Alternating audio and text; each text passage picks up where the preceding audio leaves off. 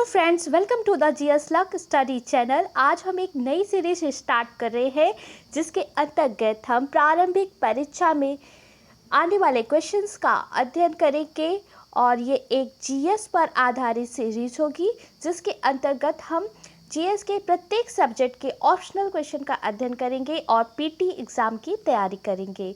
ये आपके लिए किसी भी स्टेट के पीसीएस परीक्षा और आने वाली खंड शिक्षा अधिकारी परीक्षा के लिए काफ़ी उपयोगी होगा। हमारा पहला टॉपिक होगा भारत का संवैधानिक विकास। इसके अंतर्गत हम संवैधानिक विकास के बारे में जानेंगे, उद्देशिका का अध्ययन करेंगे और भारत के संविधान पर आधारित विदेशी प्रभाव और शासन प्रणाली का अध्ययन करेंगे।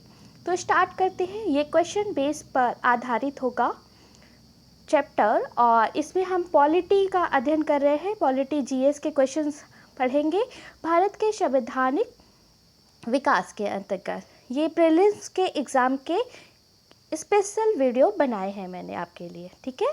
तो स्टार्ट करते हैं। तो पहला क्वेश्चन हम अध्ययन करेंगे, भारत के संविधान की रचना के लिए संविधान सभा का विचार सबसे पहले किसने दिया था कि भारत के एक संविधान बनाना चाहिए और उसके लिए एक संविधान सभा का गठन करना चाहिए। तो ये एक मोतीलाल नेहरू जी की पार्टी थी, स्वराज पार्टी। इन्होंने यह प्रस्ताव 1934 में दिया था, ठीक है। ये क्वेश्चन आपके पेपर में आ सकता है, प्रीलिम्स में आता भी है और पूछा भी गया है कई बार। संविधान सभा के सदस्य किन के द्वारा चुने गए हैं? तो ये जो संविधान सभा बनाए, हमारे देश का जो संविधान था एक संविधान सभा के द्वारा निर्मित किया गया था। तो ये संविधान सभा के सदस्य कैसे आए थे? तो ये विभिन्न प्रांतों की विधानसभा के सदस्यों के द्वारा ये सदस्य चुने गए थे। तो आंसर होगा ये विभिन्न प्रांतों की विधानसभा के द्वारा चुने गए सदस्य थे। ये भी एक ऑप्शनल क्वेश्चन हो गया। तीसरा क्वेश्चन हम पढ़ेंगे, भारतीय संविधान सभा का गठन किसके आधार पर किया गया है? तो आंसर है कैबिनेट मिशन योजना 1946 में जो आई थी उसके आधार पर किया गया था। तो आपके 3 क्वेश्चन तैयार हो गए। अगला होगा क्वेश्चन चौथा, संविधान सभा की स्थापना कब हुई थी?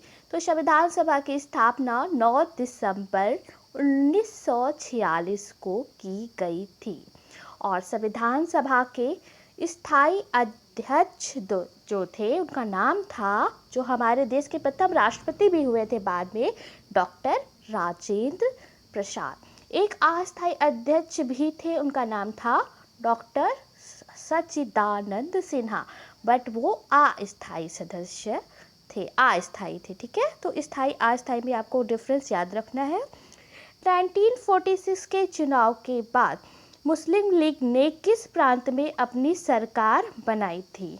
1946 में जो चुनाव हुए थे अंतरिम सरकार के, तो मुस्लिम लीग को बहुत कम वोट मिले थे, तो इन्होंने अपनी सरकार कहाँ बनाई थी? इन्होंने बनाई अपनी सरकार बंगाल में। ये लिखा हुआ है, सॉरी, इन्होंने अपनी सरकार बनाई बंगाल में।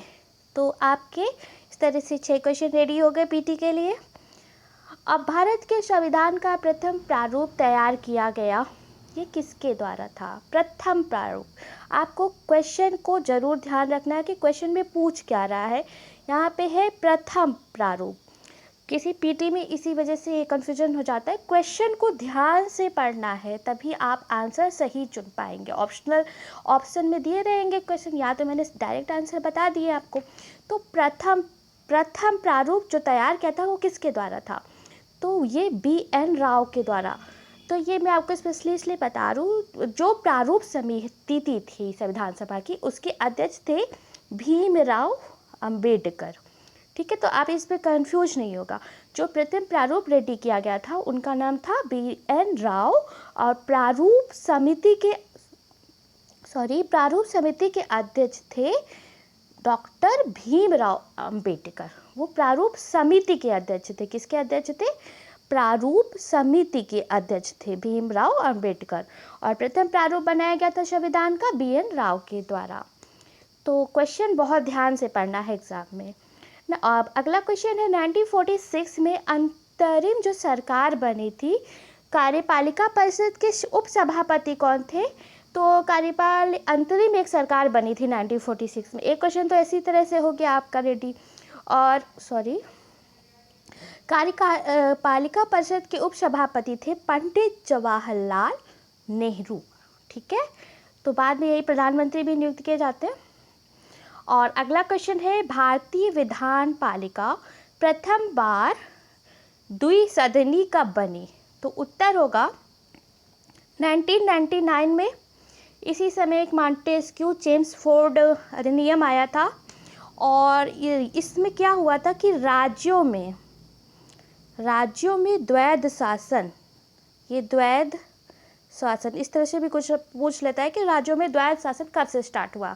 तो उत्तर होगा 1999 में। ठीक है, 1919 में। तो इस तरह से 9 क्वेश्चन आपके पॉलिटी के रेडी हो गए। अब 10वां क्वेश्चन है, वह अधिनियम जिसने भारत में संघीय शासन व्यवस्था दी। अब केंद्र में द्वैध शासन कब आया? वो तो 1919 वाला राज्य में द्वैध शासन था, केंद्र में द्वैध शासन 1935 में आया। तो और ये केंद्र में द्वैध शासन लाया गया था इसके द्वारा।